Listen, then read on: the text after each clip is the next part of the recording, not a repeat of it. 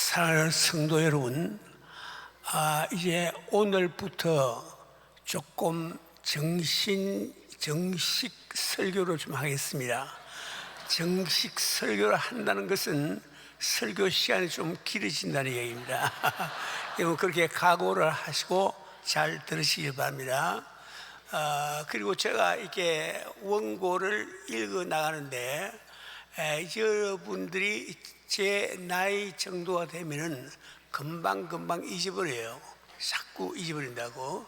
그래서 내가 이제 원고를 가지고 설교를 하지 않으려면은 할 말을 다 못하고 끝나고 말기 때문에 제가 원고를 보고 설교를 하게 됩니다. 그래서 여러분이 그것을 점을 양해하시고 잘 들으시길 바랍니다. 사랑하는 우리 성도 여러분, 여러분은 이 세상에 태어나서 7, 80년 동안 살아가는 이 지상 생활의 뜻을 잘 알아야 됩니다. 우리 하나님께서는 6일 동안에 이 천지를 창조하였습니다. 그리고 7째 날을 복 주시고 그날에 안식을 하였습니다.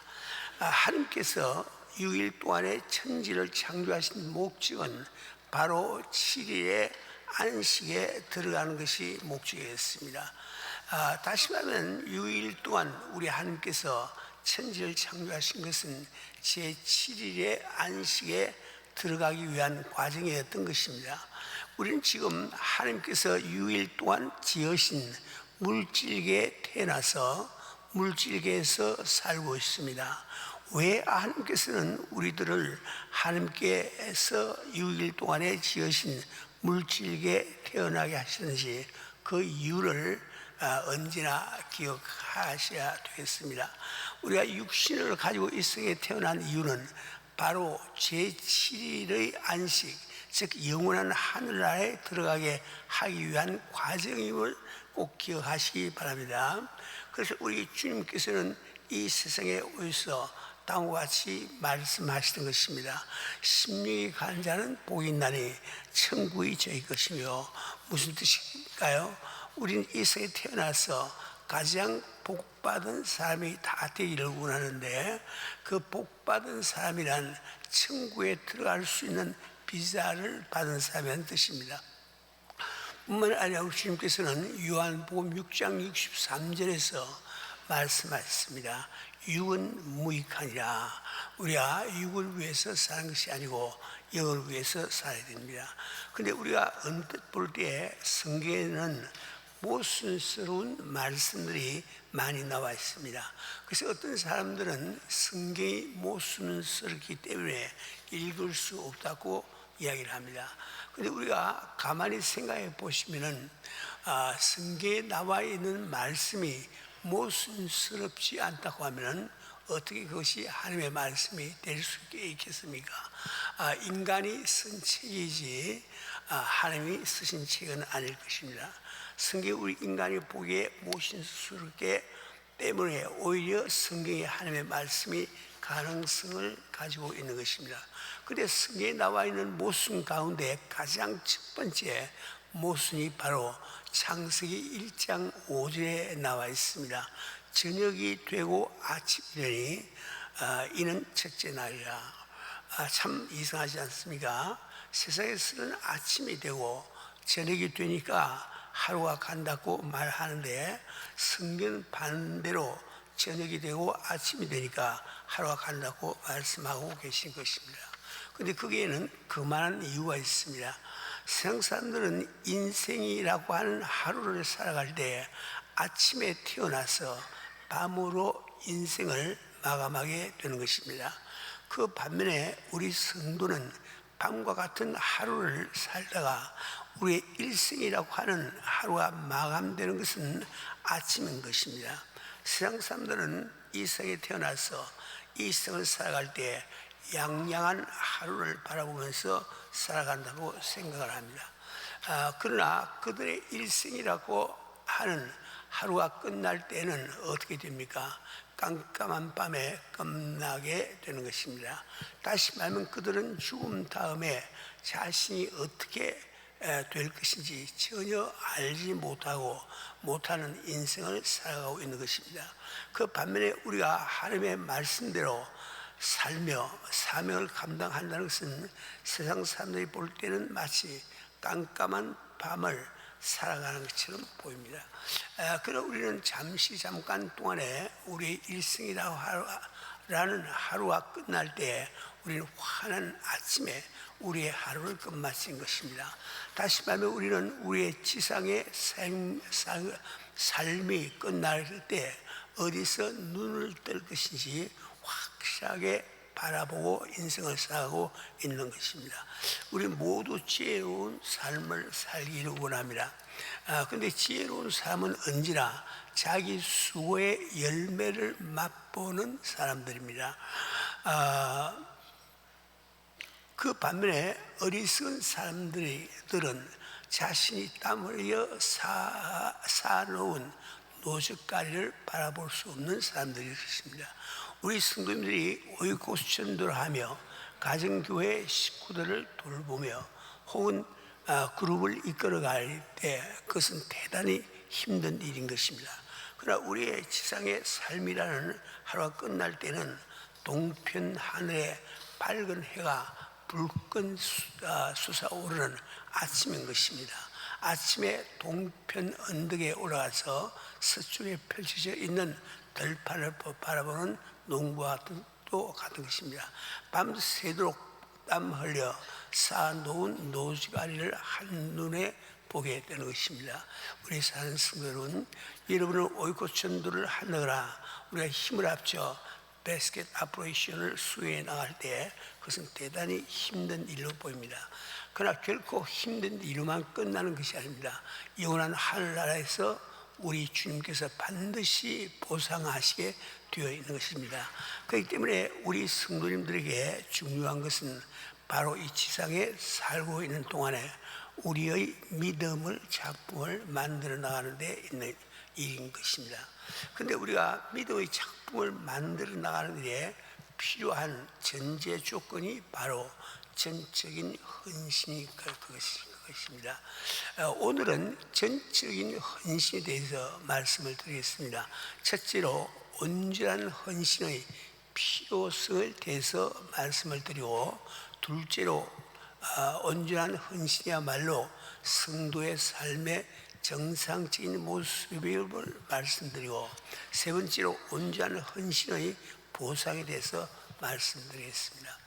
첫째로 우리가 주의 지상 명령을 수행하기 위해서 전적인 헌신이 왜 필요한지 그 말씀을 드리겠습니다. 그 이유는 전적인 헌신이 되지 않는 사람을 하나님께서는 결코 쓰시지 못하시기 때문입니다. 예를 들어 주님께서 예루살렘에 입성하실 때 나귀 새끼를 타고 입성을 하였습니다. 주님께서는 얼마든지 큰 말이나 혹은 다 자란 나귀를 타고 입성을 할 수 있을 텐데 왜 하필이면 새끼 나귀를 타고 입성을 했을까요? 그 이유가 있습니다. 새끼 나귀는 예수님을 등에 태우고 가게 되면 예수님을 모시고 간다는 것 이외에는 전혀 딴 생각을 할 수 없습니다.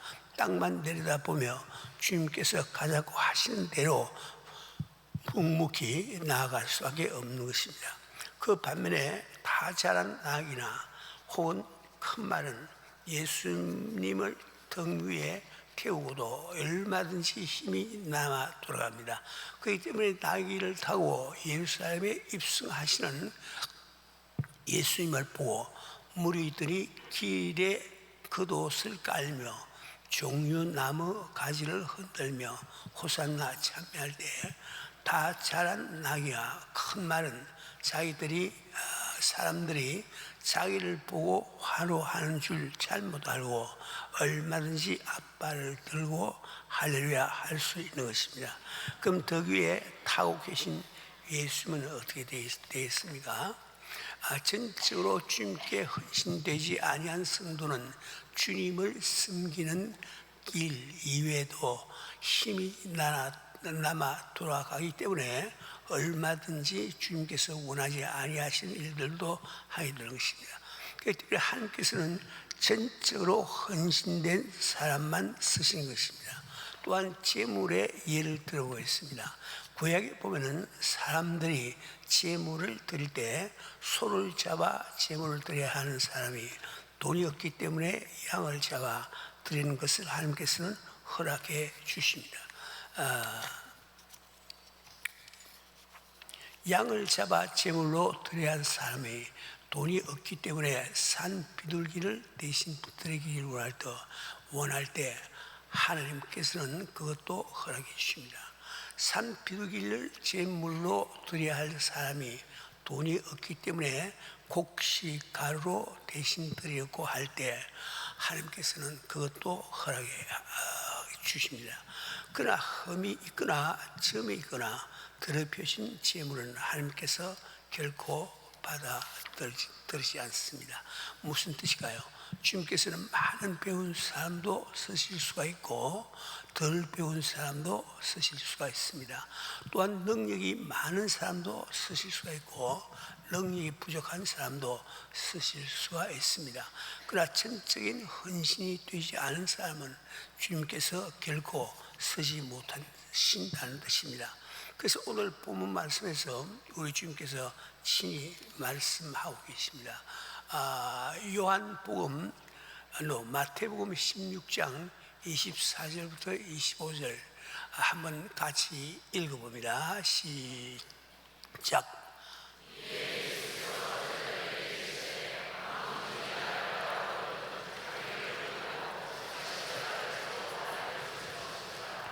누구든지 제 목숨을 구원코자 하면 잃을 것이요 누구든지 나를 위하여 제 목숨을 잃으면 찾으리라.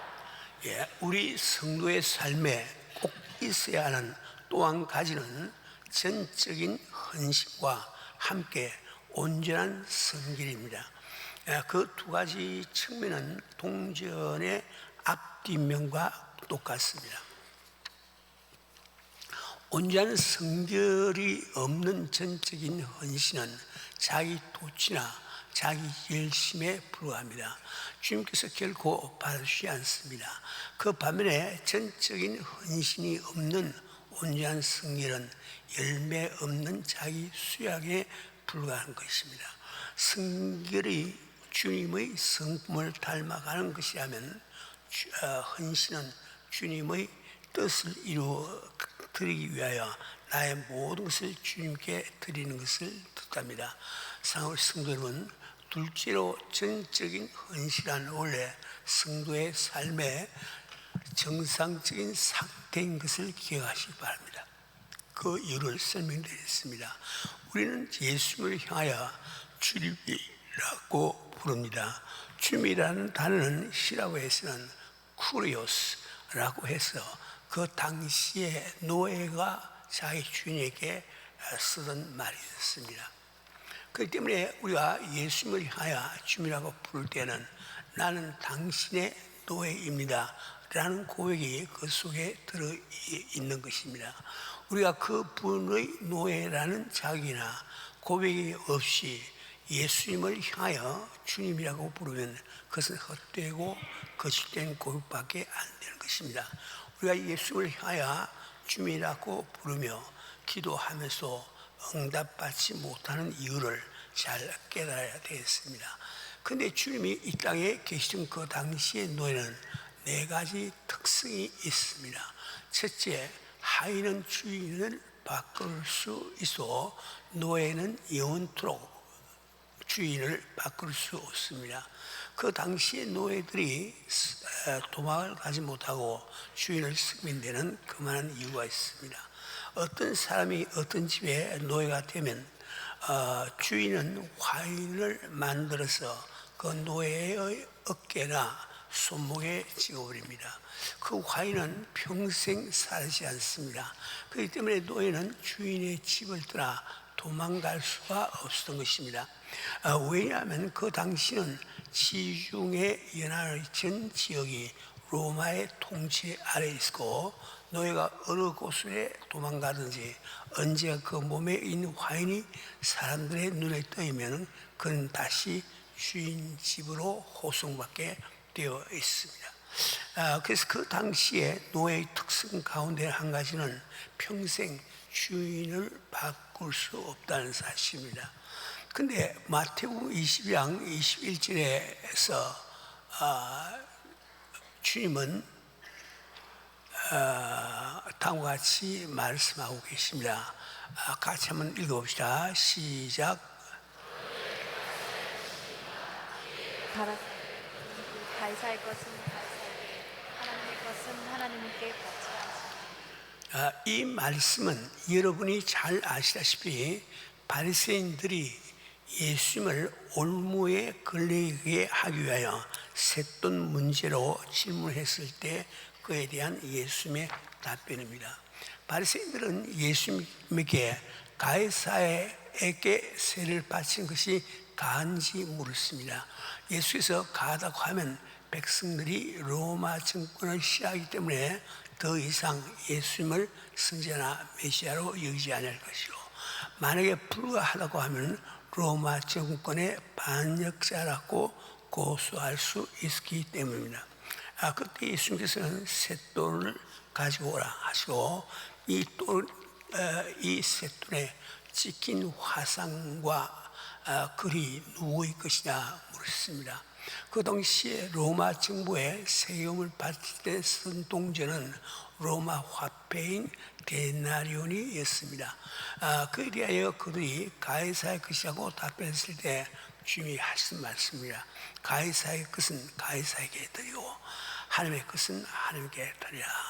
그 당시에 이스라엘 백성들이 성전세를 드릴 때 쓴 돈은 로마의 화폐가 아닌 은 반세겔이었습니다. 주님은 이 말씀은 비단 셋돈에 관한 말씀은 아니었습니다. 이 말씀은 바로 왕으로 이 땅에 오신 주님의 요구와도 같습니다. 너희 심령에는 누구의 화상이 찍히느냐?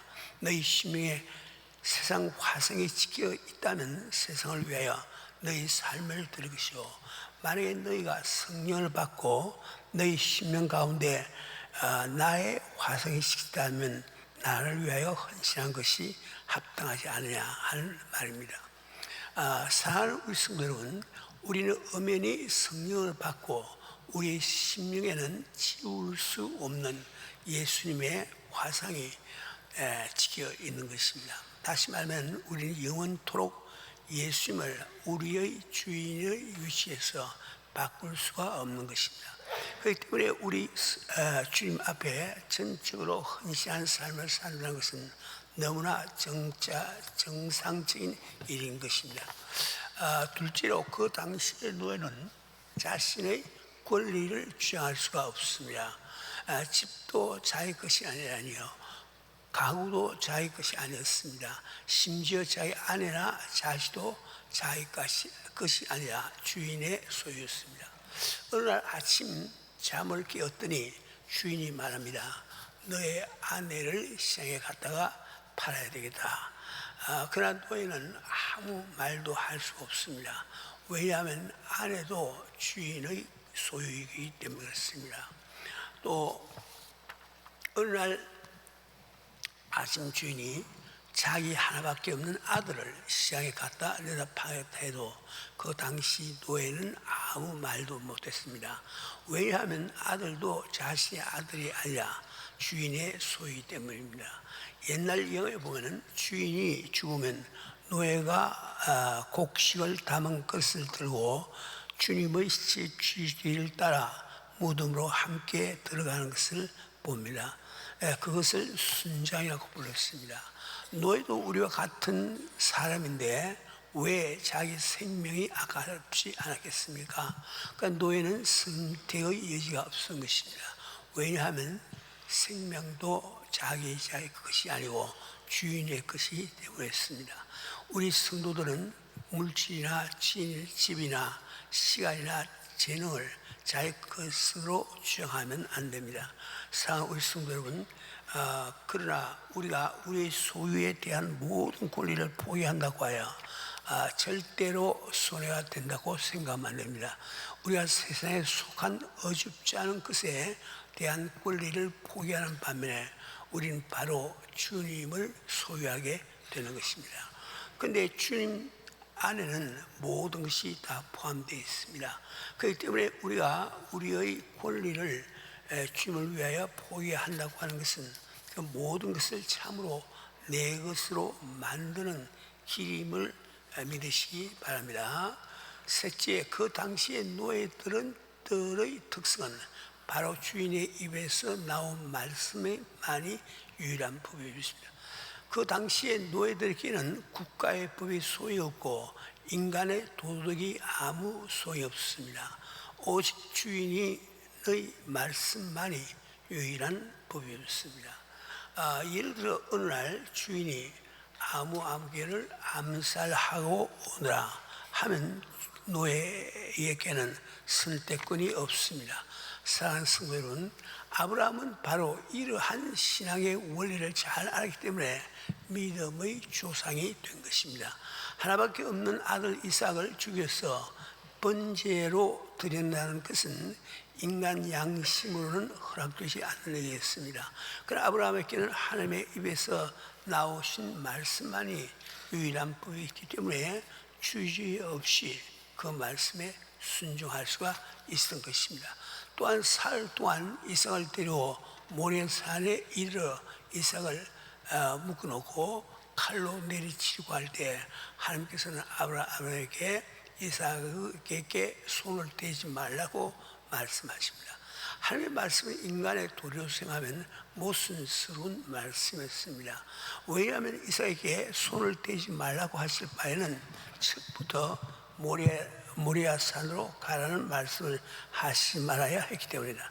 그러나 아브라함에게는 하나님의 입에서 나오신 말씀만이 유일한 법이 있기 때문에 그분의 말씀에 순종할 수 있었던 것입니다.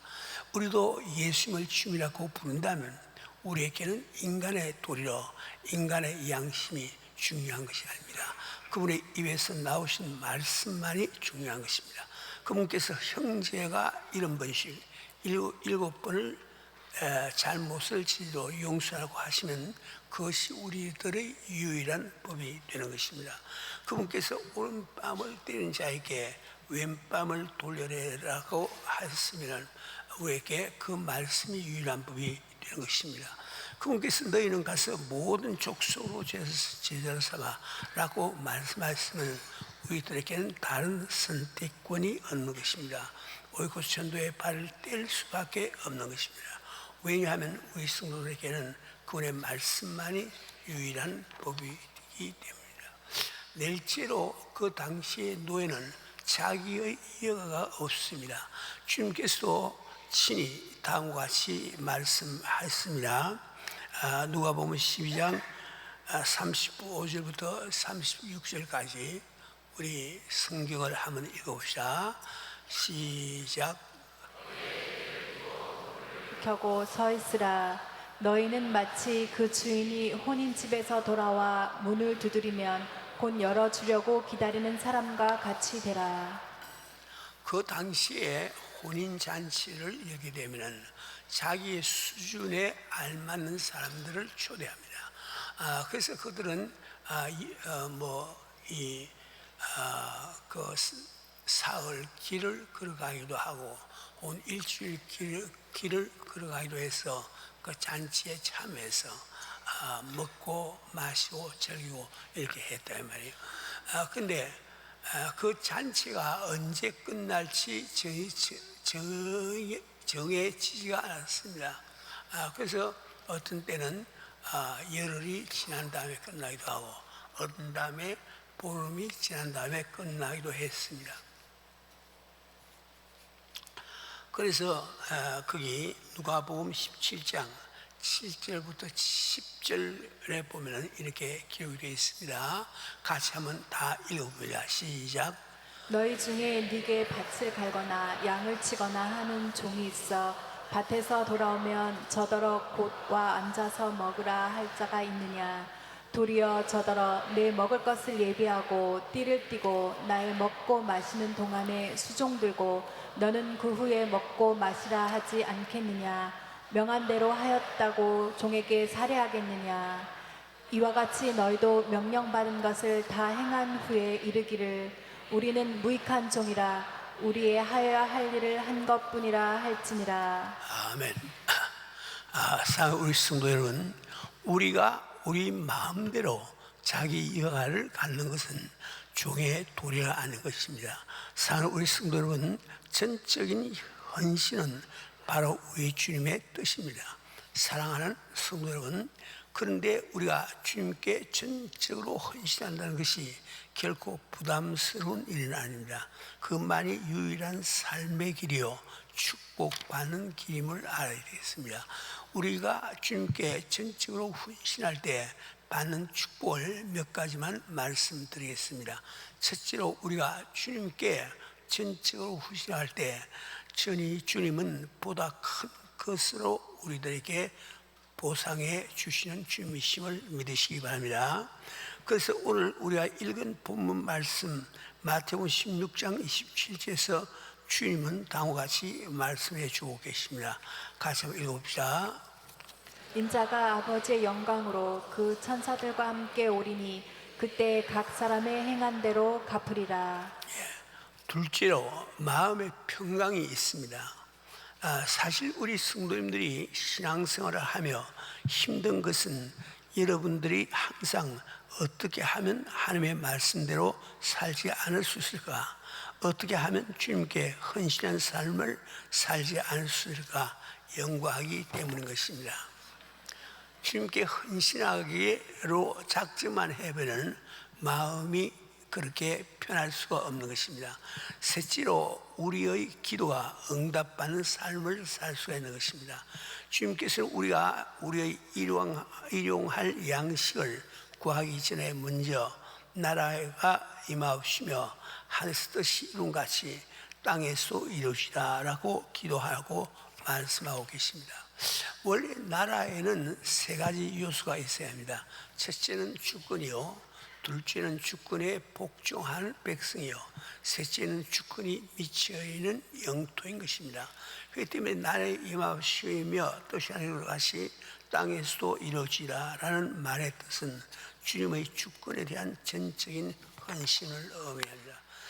다시 말하면 우리의 기도에 응답받으면 먼저 전적인 헌신이 필요하다는 뜻입니다. 우리가 전적인 헌신이 이루어질 때 우리 기도가 응답받으리라고 보장해 주고 계신 것입니다.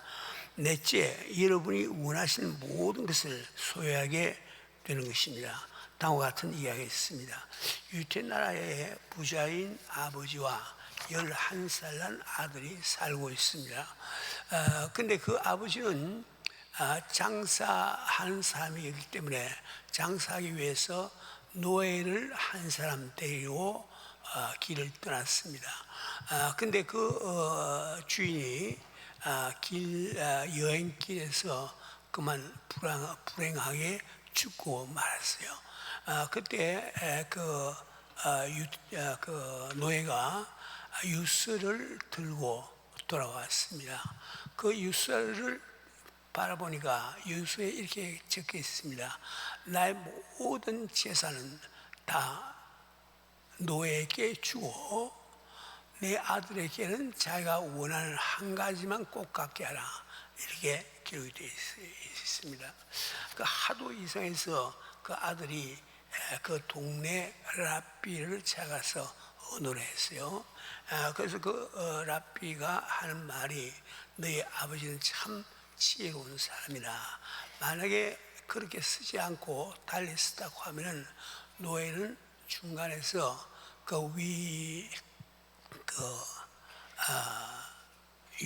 유언장을 변조하거나 혹은 몰래 돌아와서 너를 죽였을지도 모른다 말이에요.